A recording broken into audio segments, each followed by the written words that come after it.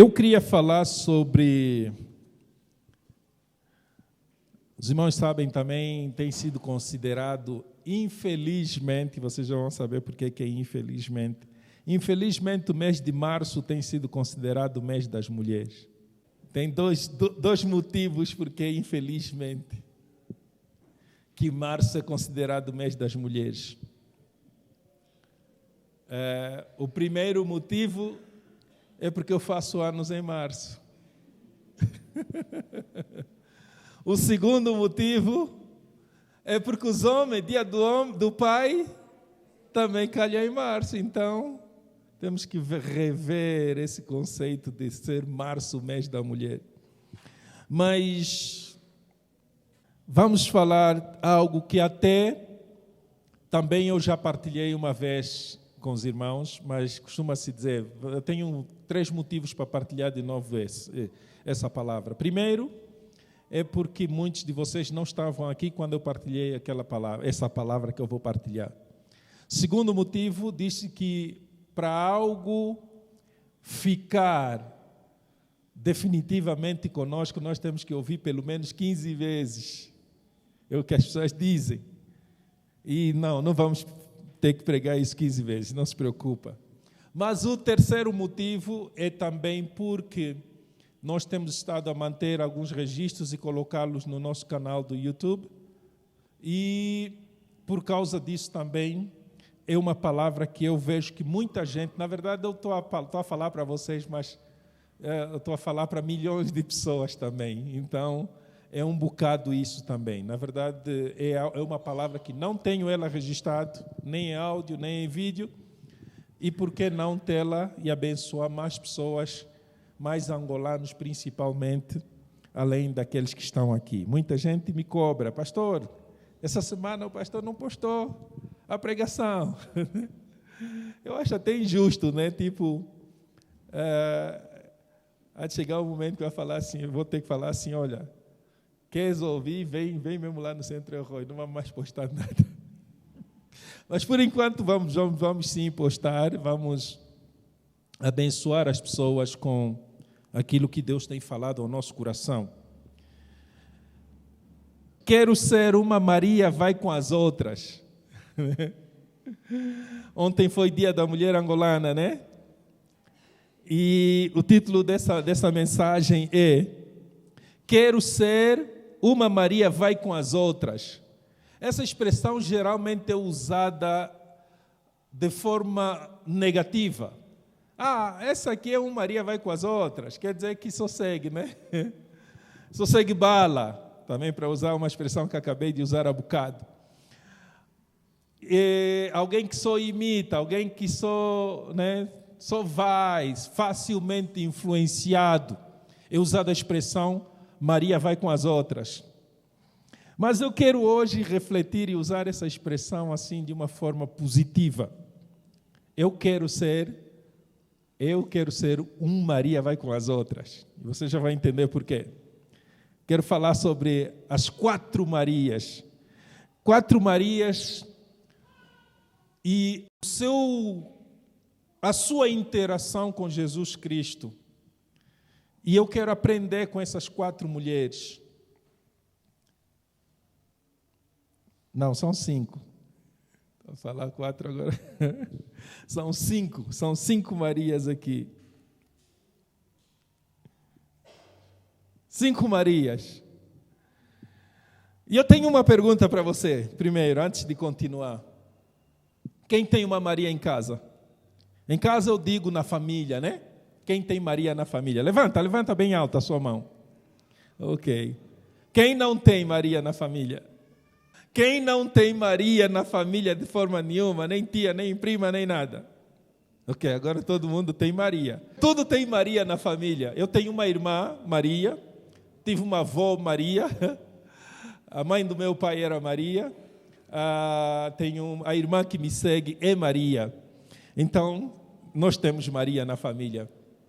E eu quero falar, conforme eu disse, quero ser um Maria, vai com as outras. Sim, ontem foi o Dia da Mulher Angolana. Essa é uma palavra podemos considerar direcionada para mulheres. Muitas das coisas que eu vou falar se aplica específica ou especialmente para mulheres, mas também para homens. Porque, afinal de contas, nós também somos mulher, porque somos a noiva de Cristo. Então, todos os homens aqui são mulher também, somos a noiva de Cristo, vamos casar com Cristo. Então, nesse âmbito de que nós também somos mulher, nós podemos também nos identificar na maior parte das coisas, se não mesmo todas as coisas que eu quero falar aqui, sobre o perfil dessas 5 Marias que eu quero propor a reflexão nessa manhã. Então, conforme eu disse, é uma palavra virada para a mulher, mas pode descansar que todo homem aqui se aplica também nesses perfis e nessas coisas nessas Marias que nós vamos refletir. Na verdade, o nome Maria, que vem de Miriam, do hebraico, é um nome muito comum entre o povo hebreu. Muito, muito comum. Principalmente nos dias de Jesus, era muito comum. É para nós, por exemplo, João. Quem tem João na família? Meu pai é João. Olha aqui também, um monte de mãos no ar. Mesma coisa, nos dias de Jesus também, os nomes como de João, os nomes como de Simão, até o nome de Tiago também era um nome que muitas pessoas tinham. Nunca falha, num grupo de pessoas nunca falha um João. E naquele tempo também o nome de Maria era muitos, por isso a Bíblia às vezes fazia distinção dessas Marias pelo lugar de onde ela provinha ou pelos relacionamentos que ela tinha. Às vezes era assim que a Bíblia distinguia uma pessoa da outra que tinham nomes iguais. Mesmo entre os discípulos de Jesus, tinha uns tantos xarás. Tiagos eram 2 ou 3. Simão eram também uns tantos. E assim eram também as Marias que andavam com Jesus. Muitas xarás, porque eram nomes muito comuns. Lógico que esse nome de Maria é inspirado da personagem de Miriam, irmã de Moisés, né? A versão hebraica de Maria é Miriam, e a nossa versão é Maria, mas tinha umas tantas. E cada uma delas que eu quero refletir nessa manhã, também às vezes vinham de lugares distintos. Às vezes era dito Maria do lugar tal, ou Maria, mãe de tal e tal.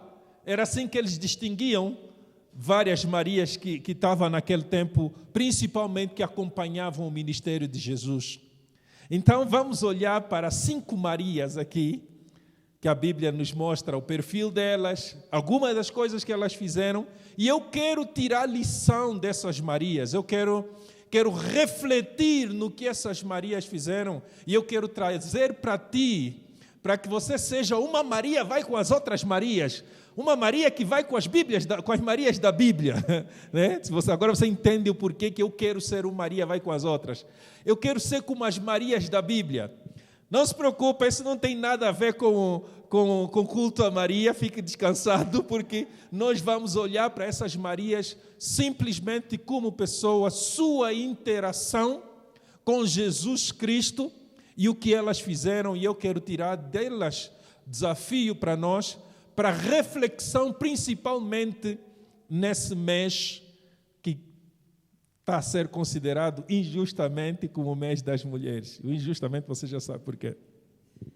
Então, vamos olhar primeiro no que eu chamo de a Maria progenitora. Sim, também o próprio Jesus nasceu de uma Maria, a gente sabe disso, e essa eu chamo a Maria de Nazaré.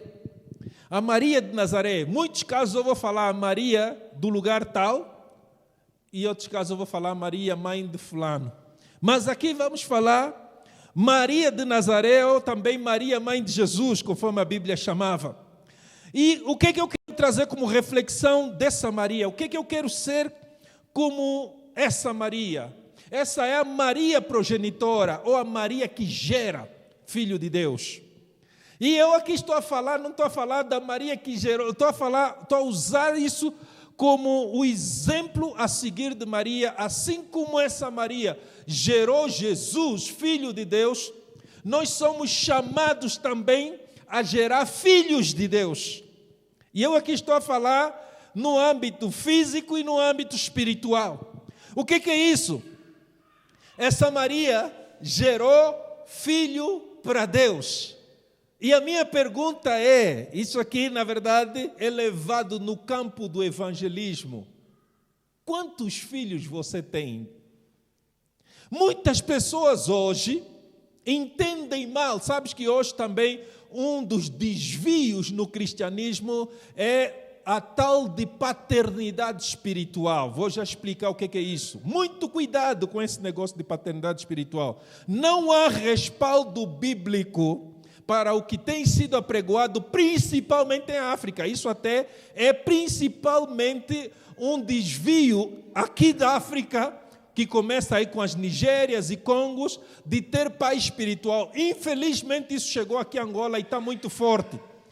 Quando alguém, infelizmente também alguém às vezes ousa me chamar de pai, e eu falo, eu não sou pai espiritual de ninguém. Eu não sou pai espiritual. Sabe o que eu sou? Eu sou igual a Paulo, mãe espiritual. As pessoas entendem, ou seja, mal entendem quando Paulo está a falar, Timóteo, meu filho na fé.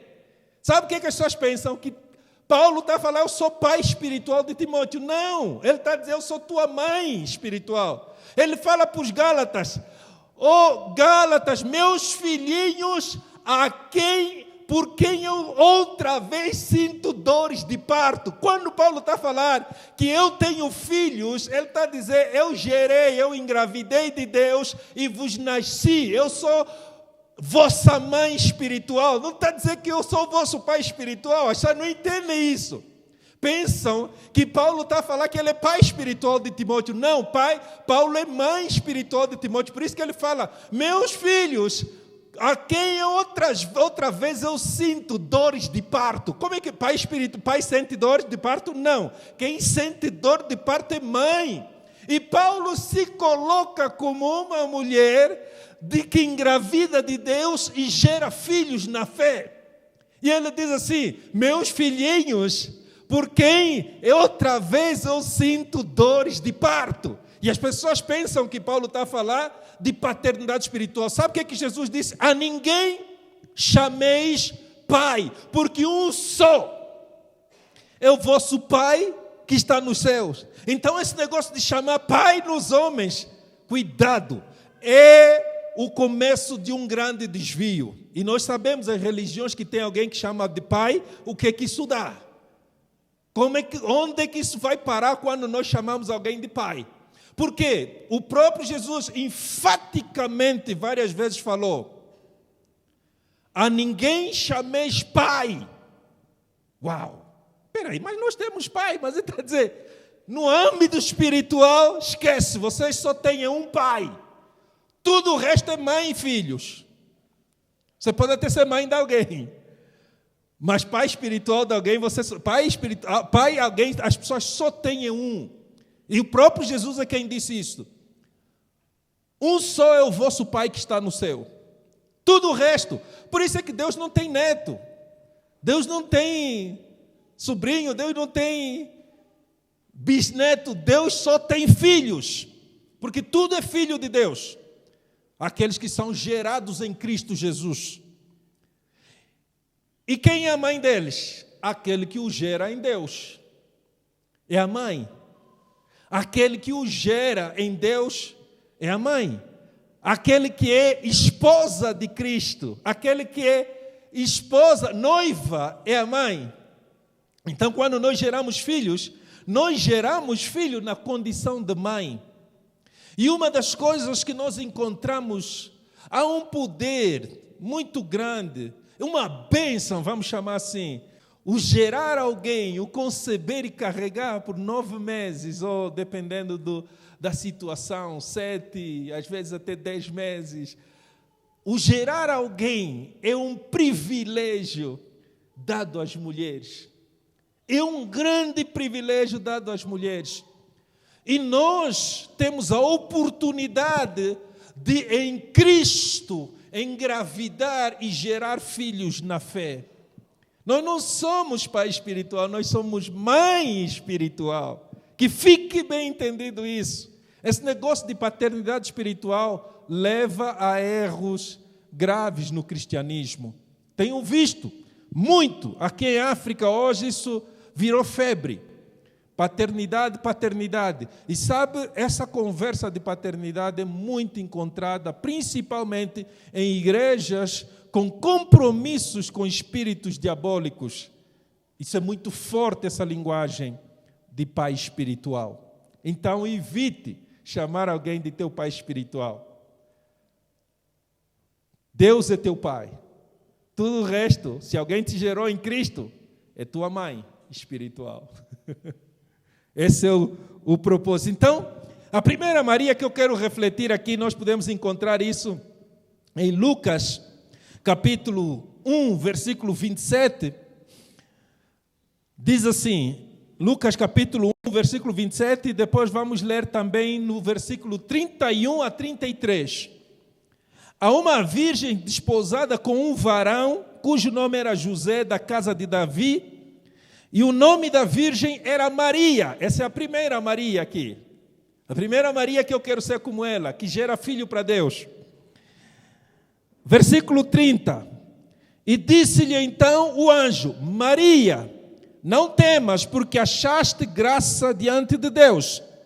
E eis que em teu ventre conceberás e darás à luz um filho, e por-lhe-ás o nome de Jesus.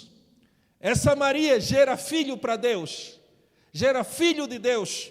Eu quero ser como essa Maria. Maria que gera filho para Deus. Irmãos, vocês já ouviram que no ditado africano a barriga é uma lavra, né? Quem já ouviu isso? Todos, esperava todas as mãos no ar, mas tudo bem.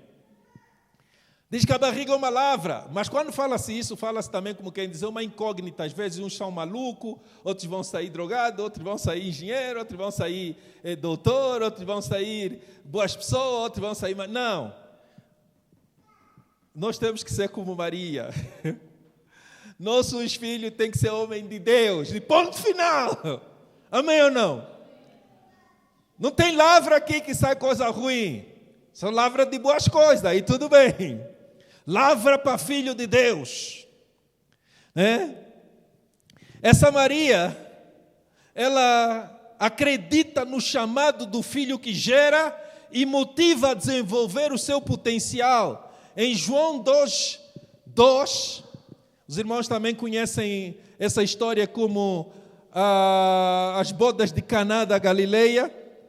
Jesus é convidado para um banquete de casamento, ele e os seus discípulos, e Maria, sua mãe, vai com ele, e quando Maria percebe que não tinha mais vinho, ela vai ter com Jesus e ela fala: olha, o vinho deles acabou.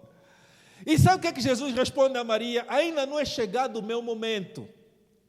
Mas essa Maria, ela é como que arranca propósito do filho de Deus, do homem de Deus que ela gera. Eu me lembro da minha mãe, eu não era crente. A minha mãe ia à igreja, ela apontava os versículos, quando ela chegava, só me dava a mim. De todos os meus irmãos, ela pegava e falava: olha, esse versículo falaram na igreja, lê ainda. E eu pegava e lia mesmo. Eram sementes que a minha mãe estava... Gente, cuidado! As mães têm muito poder na mão. Por isso, invista, arranque o chamado do teu filho. Quando ele tiver falando: não, eu ainda sou muito jovem, porque foi o que Jesus falou, ainda não é meu tempo, não chegou a minha hora. A mãe lhe falou: não te marca. Aí a mãe diz assim: olha, fazem tudo que ele mandar. Conseguiu fazê-lo começar os propósitos dele. Mesmo quando o próprio Jesus disse: não, ainda não é tempo. Mas a mãe sabia que era o tempo. A mãe sabia que já dava para fazer alguma coisa. E ela acreditou que ali tem um potencial que todo mundo deve beneficiar. Isso também é um papel de uma Maria progenitora. de poder olhar para os filhos dela e falar, né? Algumas mães, ela olha para os filhos e fala assim, esse vai ser doutor. Olha para o filho, esse vai ser pregador, esse vai ser pastor. Gente, então há, na verdade, um discernimento natural por parte das mães. É como se elas pressentem o propósito. E, gente, Deus tem propósito para cada pessoa que nasce nesse mundo. E uma das primeiras pessoas que tem que entender esse propósito, acreditar nesse propósito e mostrar para o filho que acredita nesse propósito, é aquilo que o gera. Então, esse é o primeiro desafio e a primeira lição que eu quero que você leve para ela. Você que já tem filho, você que um dia vai ter filho também, seja uma Maria como essa, que gera homem de Deus. Não uma Maria que tem uma lavra que vai sair o que vier, não. Uma Maria que vai gerar para Deus, homens de Deus. E quando chegar o momento, seja você a empurrá-lo para a linha de frente. Vai, filho, estão a te precisar. Estão a te precisar. Ajuda esses. A minha mãe era das pessoas que mais... Né, eu me lembro quando eu fui consagrado pastor, ela foi, eu acho que a primeira pessoa que me chamou de pastor. E ela falou, ela só me chamava assim, Pastor Miguel. É assim que ela me chamava. Eu ficava meio encabulado, né? Porque era recém-ordenado pastor, mas aquilo para ela foi realmente uma espécie de cumprimento de tudo aquilo que ela sabia que haveria de acontecer. Quero olhar para a segunda Maria. Então, a primeira Maria, Maria de Nazaré. A segunda Maria, eu chamo de Maria mantenedora. Maria mantenedora. O que é isso? Maria sustentadora. Essa Maria é a Maria de Magdala. Muitos de nós também, quando ouvimos, por exemplo, Maria Madalena, pensamos que o nome dela é Madalena. E até hoje temos pessoas chamadas Madalena. Não, na verdade é tipo, o nome de Maria Madalena é tipo Maria Lubanguense. Porque Magdala era uma área, e essa Maria era de Magdala, e conforme eu disse, é assim que eles distinguiam as pessoas. Maria de Nazaré, Maria de Magdala, Maria de Betsaida, Maria de Betânia, era assim que eles distinguiam as pessoas, porque tinha muitas Marias. Essa Maria era proveniente de uma área chamada Magdala. E o nome dela, ou seja, passaram a chamá-la Maria Madalena porque ela era de Magdala. Então, Maria Madalena. E essa Maria, eu chamo de Maria mantenedora. O que muitos de nós também, às vezes, esquecemos é que o trabalho de Jesus era sustentado maioritariamente por mulheres. E uma dessas mulheres era Maria de Magdala. Essa Maria, a Bíblia diz que Jesus tinha expulsado dela alguns demônios, e por causa disso, a maneira que ela encontrou para mostrar gratidão a Jesus era sustentar a obra de Cristo. E acompanhava Jesus onde quer que Jesus ia. Depois vamos ler isso. Mas esse negócio de sustentar a obra de Cristo, irmãos, muita gente, eu às vezes fico com pena de nós cristãos, porque não temos noção. Tem gente que vai chegar no céu e vai receber grande galardão, um abraço forte de Jesus Cristo. E Jesus vai falar, você está aqui, mas você fez grande obra. E a pessoa pergunta, o que é que eu fiz?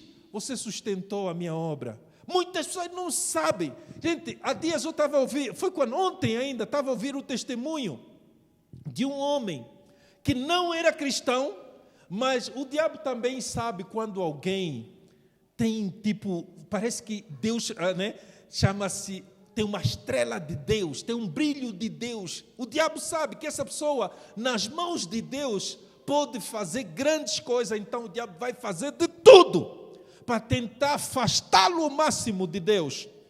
Esse homem nem conhecia Jesus, era uma pessoa bem posicionada na vida, bem estabelecido, era gerente de um banco, gerente e bem posicionado socialmente, e gerente de uma cadeia de bancos, bem numa posição alta de gerência, e tinha uma vida boa, podemos considerar, carros e casas. E o diabo sabia que esse homem, precisamos desgraçá-lo para que esse homem nunca venha conhecer Deus e fique revoltado com Deus. E esse homem, o diabo levantou uma equipe de bruxos e feiticeiros para fazer um trabalho e ele perder o emprego. E conseguiram incriminá-lo num desfalque que parecia que era mesmo ele que tinha feito. E esse homem foi expulso do banco porque houve um grande desfalque e tudo apontava que era ele. Mas ele ainda tinha os seus bens, algumas coisas e tudo mais. Mas a desgraça foi tanta, parecia um Jó, que tudo começou a dar errado. E esse homem começou a vender os seus bens para comer. Teve que vender as casas dele e foi viver numa cabana que estava num bairro que ele comprou um dia só para... Alguém estava vendendo e estava precisando tipo de ajuda ou alguma coisa. Ele comprou uma cabanazinha que estava ali num bairro qualquer. E é onde ele foi parar, vendeu as mansões dele, vendeu os carros dele, só para ser capaz de comer. Perdeu tudo, ficou desgraçado, altamente desgraçado. E um dia, alguém foi e lhe falou de Jesus. Deus levantou alguém para ir evangelizar. E quando ele converteu, foi para uma igreja. E quando ele chegou na igreja, ele estava todo sujo, desgraçado, as roupas dele eram trapos. Chegou na igreja, entregou-se a Deus, e era uma igreja que até estava a começar. E o pastor da igreja tinha ouvido de Deus de expandir a igreja e fazer obra e tudo mais e tal, e encontrou um lugar para queria comprar, e passou e falou para os seus membros, e ele era recém-convertido. A primeira coisa que ele fez foi ter com o pastor, depois do culto, falou: pastor, eu fui gerente de banco, ainda tenho contatos, tenho amigos lá, e eu vou pedir um crédito para a obra que o pastor quer fazer. E ele foi e pediu um crédito, e o gerente era alguém que ele que nomeou, ele que praticamente um discípulo, vamos dizer, alguém que ele que deu emprego, alguém que ele que ajudou a se posicionar e tal, e lhe colocou em boa posição no banco, e foi lá. E esse gerente, quando lhe viu, até começou a chorar, quando ele lhe viu, com os trapos, a vida toda, as roupas todas mal amanhadas e tal, o gerente lhe viu, começou a chorar. E ele disse: não se preocupa, eu estou bem, vim aqui só para você me fazer um favor. Eu estou numa igreja e a igreja precisa de um crédito, eu quero fazer um crédito e nós vamos pagar. E ele fez esse crédito e construiu a igreja, ele próprio fez a gestão. Uma pessoa que sabia de coisas, sabia lidar com obras, essas coisas todas, afinal de contas também já foi rico. E construiu a igreja, etc. E o diabo ficou tão furioso com aquela equipe que ele mandou, isso quem estava a dar testemunho, é uma das pessoas que era daquela equipe que lhe destruiu e que também depois converteu. Mas ele ficou tão furioso, e ele na reunião que ele estava a ter com essas pessoas que eram a equipe que estavam encarregados de destruir aquele homem, e ele falou, esse pastor, esse senhor que deu esse testemunho, ele falou: não, mas ele se entregou a Jesus. Quando ele citou o nome de Jesus, o diabo ficou tão furioso, falou: nunca. E o diabo ficou mole, ele disse que o demônio ficou apavorado. E ele falou: nunca mais cita esse nome na minha frente. E ele depois começou a pensar nisso. Isso foi o que gerou essa pessoa converter, porque viu, primeiro, aquele que ele supostamente era para destruir, está bem, Deus restaurou completamente. Depois ele cita o nome de Jesus e o diabo fica em parampas. Ele falou: não, então deixa aí investigar bem esse negócio de cristianismo, então. E ele se converteu, ele quem estava a dar esse testemunho sobre a vida desse senhor. E ele disse que, e depois ele falou assim no testemunho: muito crente não sabe que nós éramos satanistas, éramos servos do diabo, e que os servos do diabo oram para os crentes não darem oferta, para os crentes não dizimarem. Isso é trabalho grande nas lides de Satanás, para que os crentes desvalorizem e não saibam o poder de ofertar, o poder de dizimar na casa de Deus. Há uma agenda muito forte, há um trabalho muito forte para que você não dê oferta, você não dizime, porque o diabo sai lucrando tremendamente quando o crente desvaloriza o ofertar e o dizimar na casa de Deus.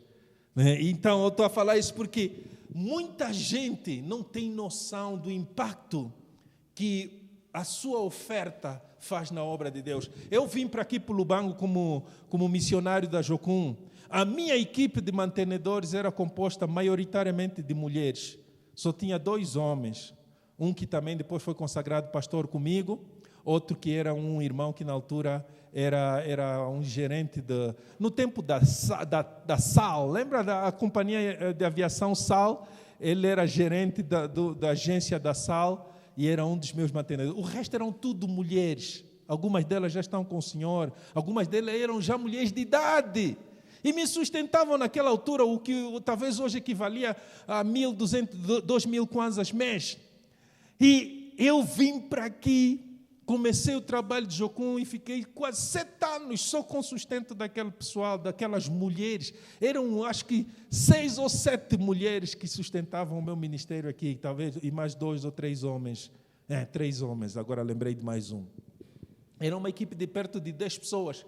E eu tinha contas pagas, vivia numa casa bem né, em condições e tudo mais e tal. E todo o trabalho, comecei a fazer as envias e etc. Tudo isso sustentado por mulheres. Porque muitas pessoas são como Maria de Magdala. Quando Jesus liberta elas entendem a importância daquilo que Jesus fez na vida dela e querem ver mais outras pessoas fazer, então elas vão impulsionar com seus recursos. Nós podemos ver isso no livro de Lucas, capítulo 8, versículo 2. Essa é a Maria de Magdala, que dá sentido à sua libertação através de sustentando a obra de Cristo. Diz assim: e também algumas mulheres que haviam sido curadas de espíritos malignos e de enfermidades, Maria, chamada Madalena, da qual saíram 7 demônios, e Joana, mulher de Cusa, procurador de Herodes, e Susana e muitas outras que serviam com suas fazendas. Outra palavra para fazenda é suas riquezas, os seus bens. Essa Maria encabeçava as mulheres que acompanhavam Jesus e serviam. Elas é que eram responsáveis por aquilo que Jesus comia. Quando se tratava da multidão, Jesus multiplicava lá, mas aquele grupinho ali, geralmente eram sustentados por essas mulheres.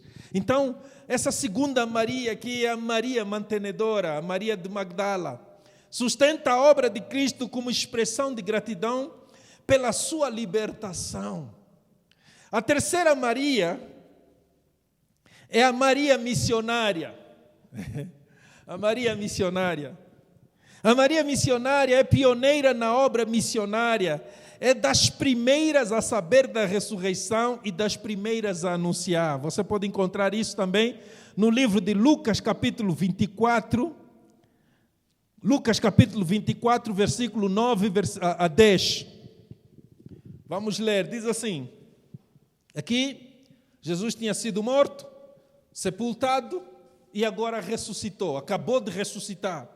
E essas mulheres, quando Jesus morre, elas ficaram encarregadas de fazerem aquele processo todo de ungir o corpo e tudo mais e tal. Mas porque era sábado no dia a seguir, então Jesus morre e é sepultado como que às pressas.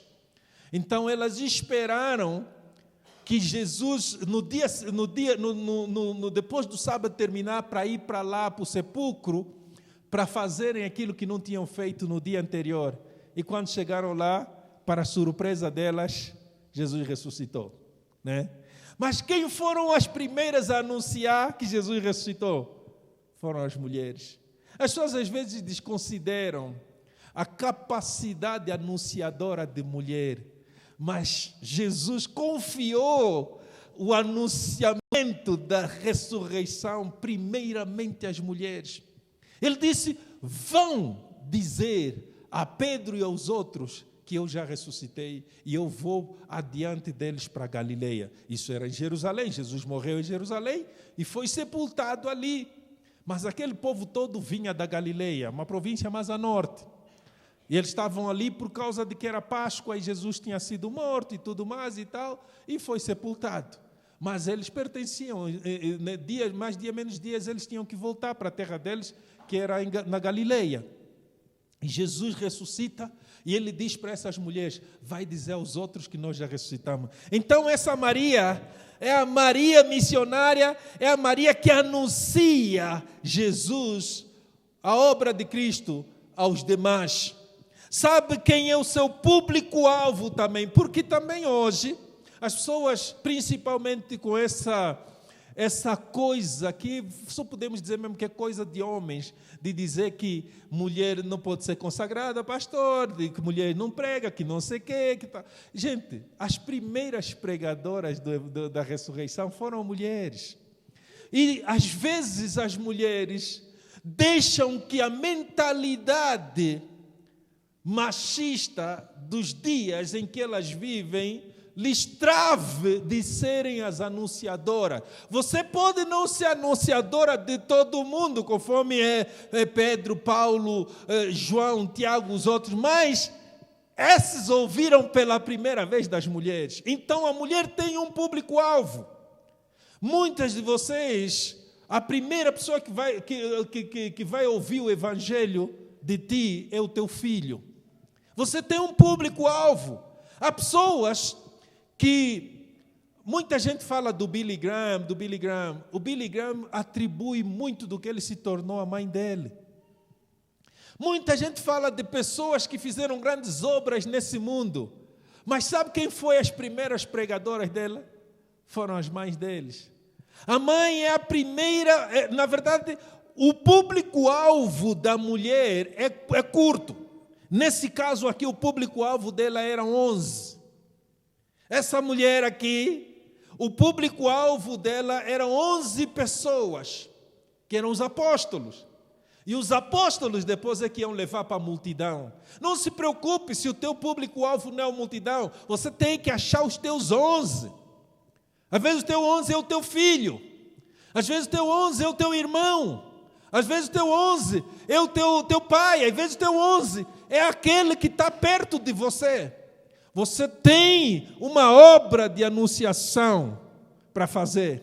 E não deixe que a cultura machista diz que isso é coisa de homem. Porque essa mulher aqui, Maria, essa Maria que nós estamos a falar aqui, ela foi das primeiras a anunciar. Quem é essa Maria? É a Maria que nós chamamos Maria, mãe de Tiago. Essa Maria, mãe de Tiago, foi uma das primeiras a anunciar a ressurreição de Jesus Cristo. Onde é que vemos isso? E voltando do sepulcro, estou a falar Lucas 24, 9 e 10. E voltando do sepulcro, anunciaram todas essas coisas aos 11 e a todos os demais. Eram Maria Madalena, já falamos dela também, encabeçou aqui, as Marias missionárias, e Joana e Maria, mãe de Tiago. E as outras que com elas estavam, as que diziam estas coisas aos apóstolos. As que diziam estas coisas aos apóstolos. Elas não saíram por aí falando a todo mundo. Isso também é uma lição aqui muito grande. E eu procuro sempre aquilo que eu falo. Nós aqui, quando eu falo no Centro El Roi, nós não fazemos tudo que todos os outros fazem, é porque nós precisamos saber qual é o nosso público-alvo. Eu sei quem é o nosso público-alvo, eu sei quem é o meu público-alvo. Eu sou uma Maria que eu sou enviada a um grupo específico, não é todo mundo. Talvez o todo mundo vai ouvir a partir do público específico que eu terei primeiro anunciado a eles. Então você não precisa nem se preocupar com todo mundo. Todo mundo vai ouvir. Você só tem que se preocupar com os teus 11. Com os teus 11. E os teus 11 é que vão falar para todo mundo. Muitos de nós queremos estar nos palanques, né? Queremos estar nos lugares, nos grandes estádios, cheios de gente. Esquece. Descubra quem são os teus 11, que você vai ser uma Maria, mãe de Tiago, que vai valer a pena ouvir. As pessoas vão te ouvir se você sabe o teu lugar, se você sabe quem é o teu público-alvo. E essa Maria foi mandada especificamente para os próprios apóstolos. Jesus podia ter aparecido primeiro para Pedro, ou para João, ou para Tiago. Não eram os 3 cambas dele, que até no monte iam junto. Mas apareceu a essas Marias. Então você só tem que descobrir se você não é uma Maria missionária.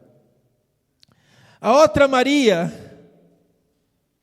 que eu quero também refletir nela, é a Maria intercessora. Maria intercessora. Essa Maria abre a sua casa para encontros de oração, intercede para que seus filhos sejam grandes em Deus também. Essa Maria, ela, irmãos, e hoje eu falo isso muito. Alguns anos atrás, eu descobri uma realidade triste daqui da nossa área aqui do Lubango.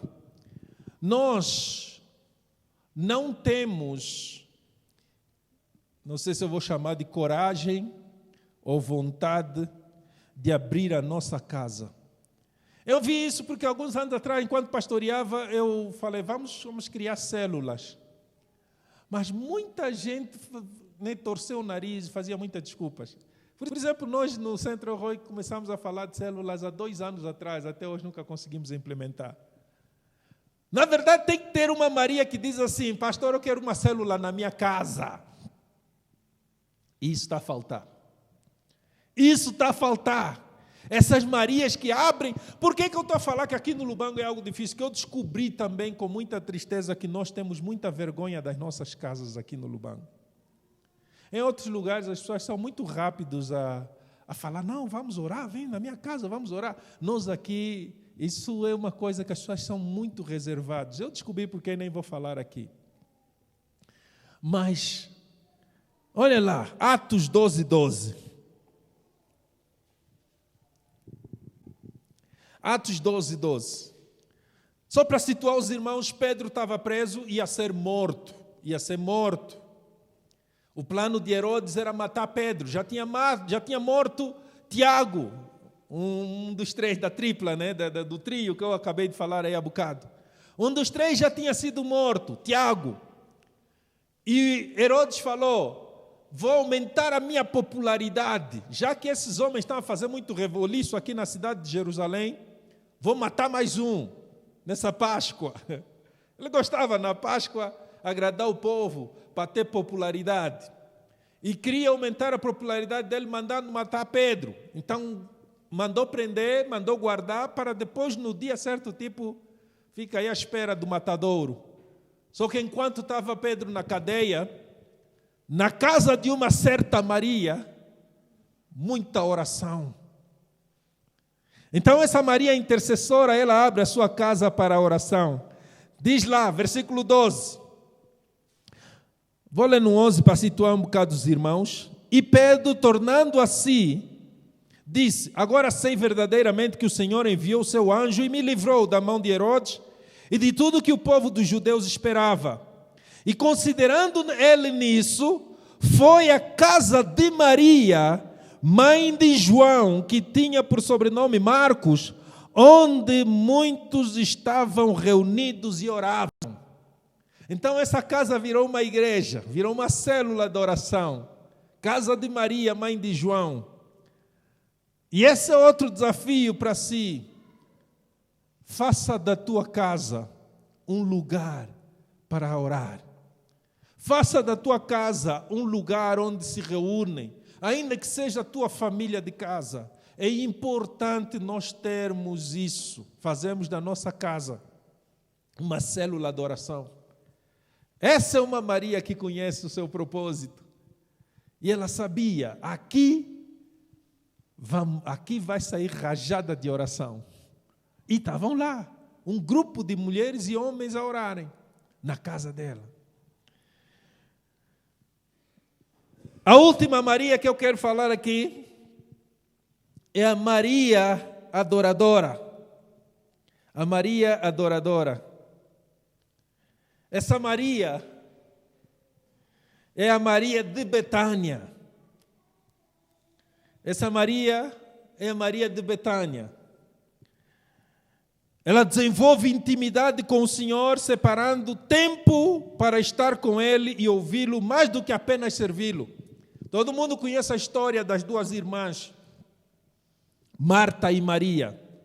Uma ficava ocupadíssima com o próprio Jesus, com as coisas até de Cristo, que mal tinha tempo para ouvir o próprio Jesus.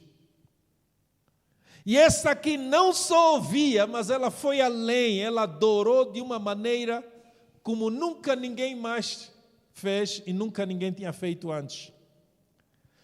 Um dos momentos desses, Jesus foi à casa delas, como costumava fazer, que era a casa de Lázaro, amigo de Jesus, irmão dessas duas moças, ou senhoras, jovens senhoras, e Jesus está lá conversando. Na verdade, até parece que estava na mesa a comer. E essa Maria diz que ela quebrou um vaso de alabastro, um frasco de perfume, e derramou perfume que equivalia a um salário mínimo anual. Ou seja, 1 ano de salário mínimo. Se fosse hoje, nos dias de hoje, 35 mil vezes 12, algum matemático aí? Ninguém? 420. Ela quebrou um perfume que hoje, nós diríamos aqui, no nosso contexto, um perfume com um valor de 420 mil kwanzas.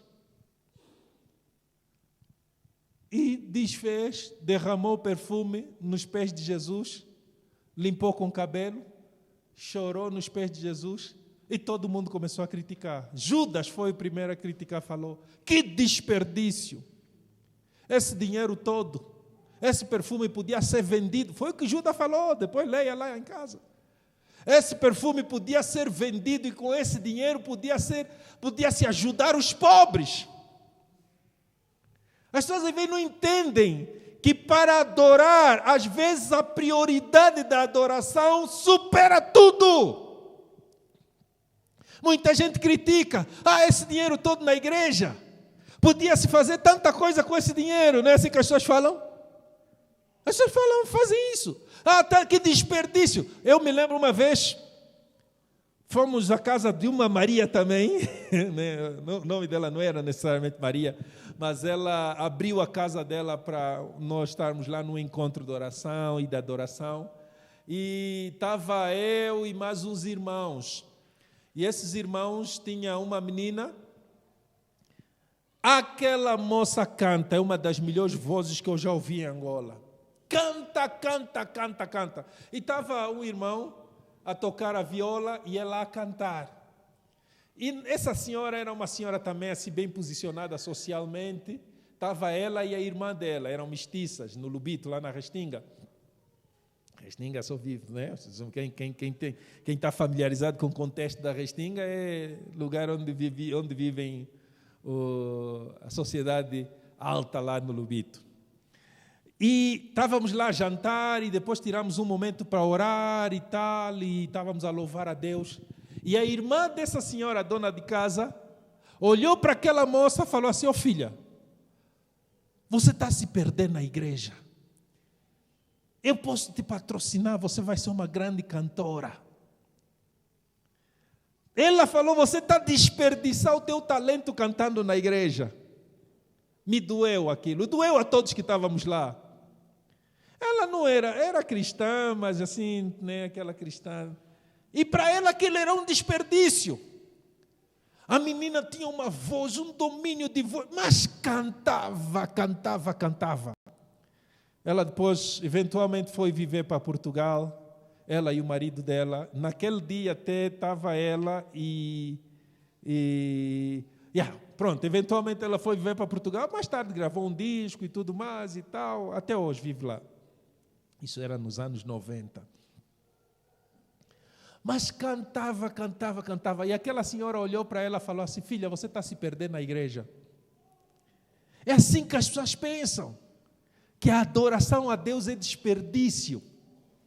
Quantas Marias com uma adoração única, uma adoração perfeita, que Jesus vai se agradar. Às vezes até dá um ouvido ao mundo que diz assim: você está a desperdiçar isso na igreja. Essa Maria, Judas falou, com esse dinheiro podia se ajudar os pobres e etc. Jesus repreendeu, Jesus falou: não, os pobres vocês sempre terão convosco, mas ela fez uma boa coisa, me adorou de uma forma. Jesus disse: o que ela fez, em todo lugar onde esse evangelho for pregado, vão falar dessa mulher. Não é à toa que nós estamos a falar dela. Eu quero ser uma Maria como essa, que para adorar, muita gente também já me disse que eu estou subaproveitado, que eu estou a me desperdiçar, etc. Não faz mal, é para Jesus. Jesus merece o melhor. Eu, como a Ana estava a falar aquela hora, quando é para Cristo, eu quero que os meus dias sejam os melhores para ti. Nós às vezes damos tudo para o nosso emprego, porque aí sai o nosso, né? Mas quando se trata de Deus, damos as sobras. Se sobrar forças, vou à igreja. Se sobrar forças, vou cantar. Se ter alguma disposição, vou. Se sobrar algum dinheiro, vou contribuir. Não é assim? Essa mulher, 420, tipo desperdiçado, mas ela entendeu que aquilo era uma adoração que valia a pena. Onde é que encontramos isso? Vamos ler primeiro em Lucas 10, 38, só para entendermos o contexto de quem era essa Maria, que era Maria de Betânia. Lucas 10, 38 diz assim: e aconteceu que, indo eles de caminho, entrou numa aldeia, e certa mulher por nome Marta o recebeu em sua casa, e tinha esta uma irmã chamada Maria, a qual, assentando-se também aos pés de Jesus, ouvia a sua palavra. Agora vamos no Evangelho de João, capítulo 12, versículo 2 a 3, que conta a história dessa adoração aqui. Diz assim: fizeram-lhe, pois, ali uma ceia, e Marta servia, e Lázaro era um dos que estavam à mesa com ele.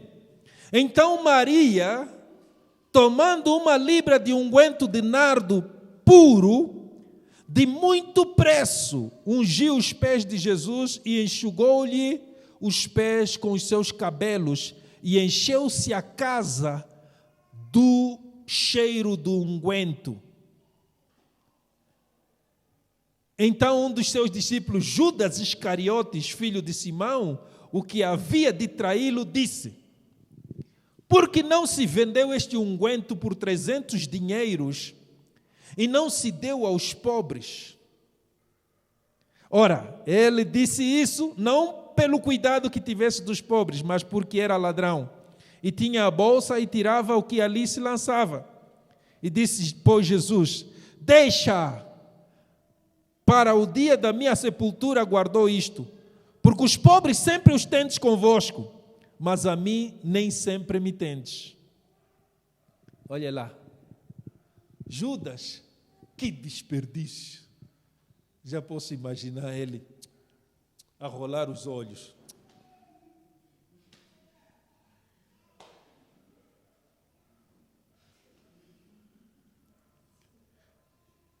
Que desperdício.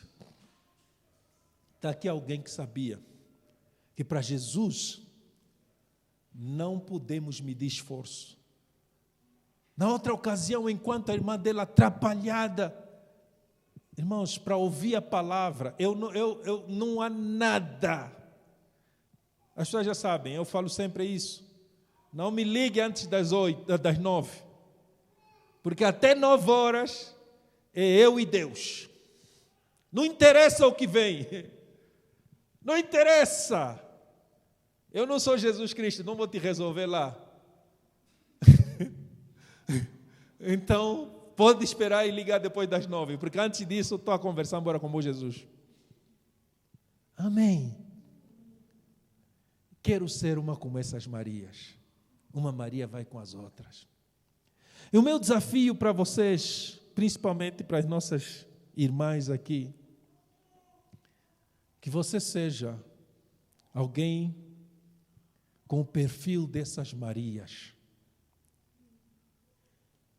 Porque Jesus vale tudo que nós temos. Alguém perguntou, quanto vale a salvação? Às vezes confundimos, a salvação não é de graça, é pela graça. De graça é outra coisa, é pela graça. Por quê? Você não paga, mas alguém pagou. E até a conversa de que você não paga, também não é bem assim. Quanto vale o reino? Vale tudo que você tem. Depois de encontrar, é como uma pérola de muito valor. O que é que diz Jesus? Que alguém vai, acha a pérola de um grande valor, esconde, porque está num campo que não é dele, vai e vende tudo que tem e compra aquele campo, por causa da pérola que ele achou lá.